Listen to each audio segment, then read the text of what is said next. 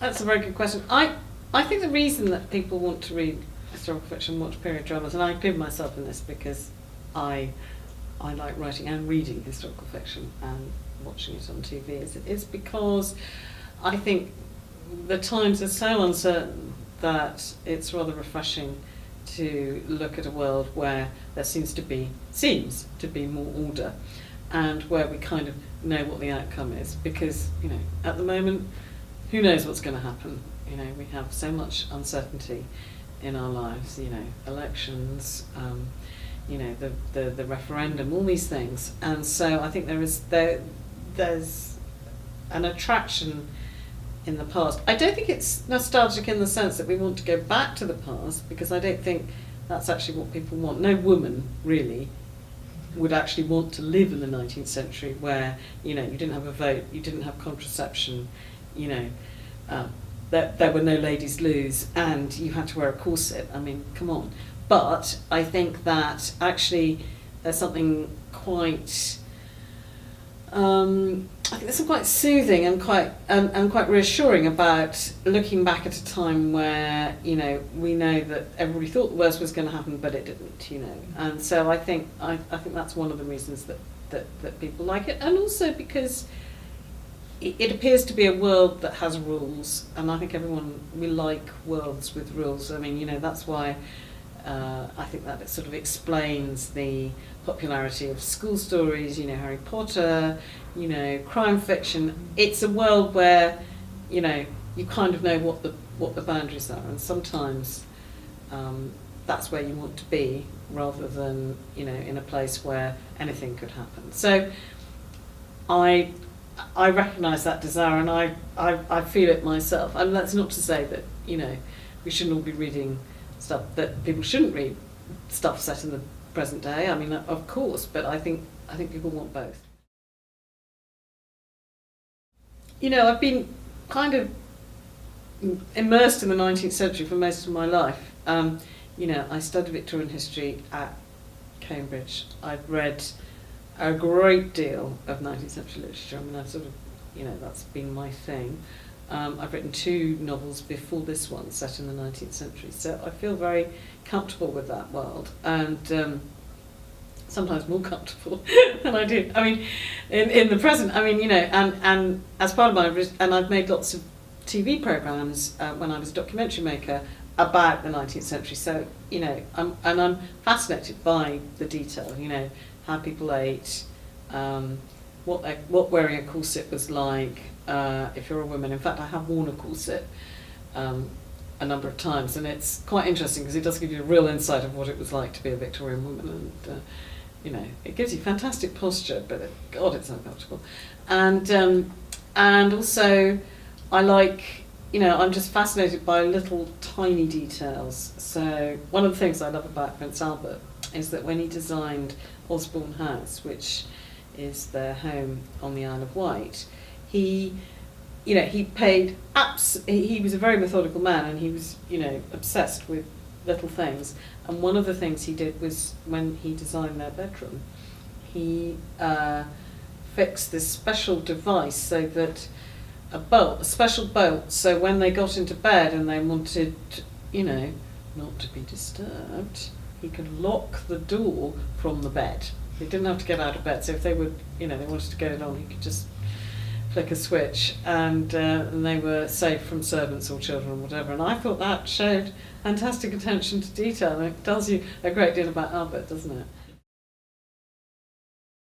I read the diaries, I read the books, I mean, I do all of that, but actually a lot of it's about things, so one of the things I'm looking at for the next series is a thing called the Difference Engine. So I'll go to the Science Museum, and it's a very early computer, and it's sort of stuff like that. So I'm always trying to put stuff in the series and in the book that sort of, makes people realise kind of what an exciting time the 1840s was. So, there's a scene where we've got Rowland Hill coming in and showing Victoria the first postage stamps. Well, that's something we take for granted now. But then it was a revolution, because before that, if you wanted to send a letter, you could send it to someone, but they would have to pay for it at the other end. And if you sent it from London to Aberdeen, it would cost more than if you'd sent it from London to Bath. So the postage stamp was a total revolution, because then, for a penny, or whatever it was, a farthing, you could send a letter anywhere in the country. And that made such a difference. I mean, it was one of the tiny reasons that Britain's sort of prosperity, its economy started to boom, because suddenly, it was like the email of its day. You could send a letter anywhere and it didn't cost you any more. So it was one of the reasons that, industry and everything was able to prosper all over the country. There are two scenes that I really, really like. One is the Rook scene. So what I call the Rook scene. So basically where Victoria goes to Brocket Hall, and she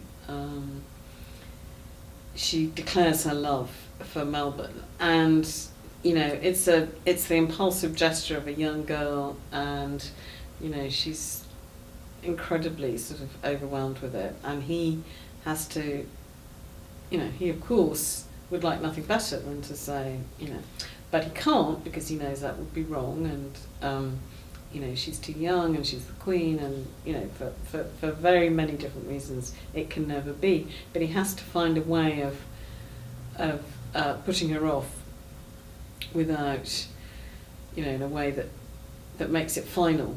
So he uses the analogy of the rooks, and he talks about his wife and how that rooks mate for life, and that's how he feels about his dead wife, which I'm afraid is a fib, but it works. The deflation that Victoria feels, and she's so crestfallen. And I don't know, it's one of those scenes where I was sort of thinking about it, and I was reading about Melbourne, and he did like rooks, and he and Victoria talked about rooks in the diaries, and he was actually a rook fancier.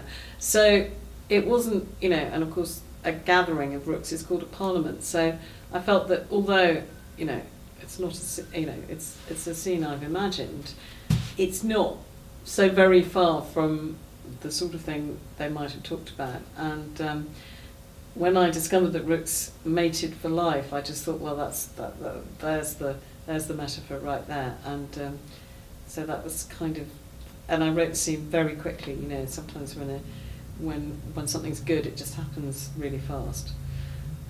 So I was really pleased with that. And the other scene that I feel I really like is when Victoria and Albert first play a duet together. They play Schubert together.